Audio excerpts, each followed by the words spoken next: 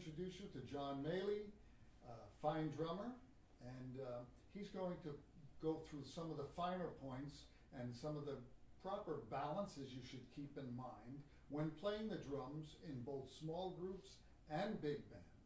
John? Thanks, Mike.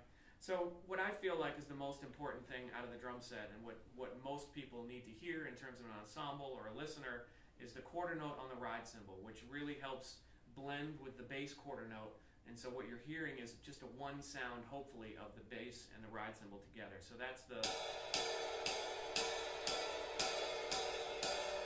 just that quarter note sound. And then the next important voice is the hi-hat, which is on 2 and 4, which lets everyone hopefully know where 2 and 4 are, and then they can interpret where 1 and 3 are. So that sounds like this.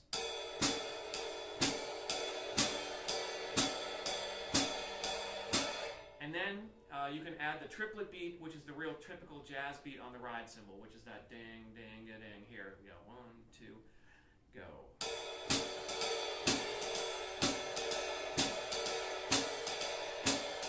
And then you can add the snare drum in a little bit, providing some accents. Sometimes people will, play a similar pattern to what a piano player or a comping instrument or guitar is playing, and so you can add that in as little commentary, I guess, between the left hand and whatever else is going on. That requires a little more coordination, though, but I'll play a little bit for you.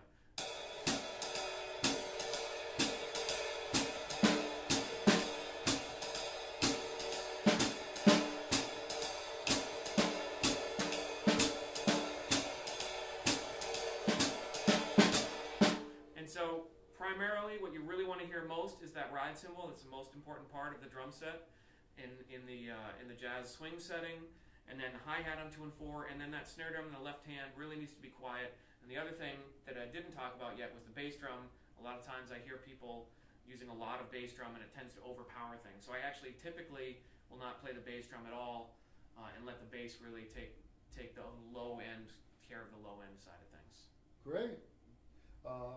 One thing I like as a player, I like to hear once in a while the rim tap on beat 4. Can you show that? Absolutely. That's a good pattern to play. That's a great one too for playing time. Here we go. 1, 2, ready, go.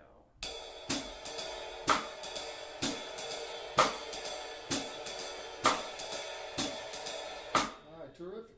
Now, so to sum it up, you're basically, your job, the first job you have is as a timekeeper, right? Absolutely. And then secondarily, you support the band with kicks and fills as determined by the music in front of you. Absolutely. Thank you. Okay, let's add the bass just for a minute. Okay. And hear the combination of the bass and the drums. I'm keeping the bass player out of the picture because he's got some things to say later too. Here we go. Blues. Play one chorus of blues, B flat, or whatever key you like. 1, 2, 1, 2, ready, go.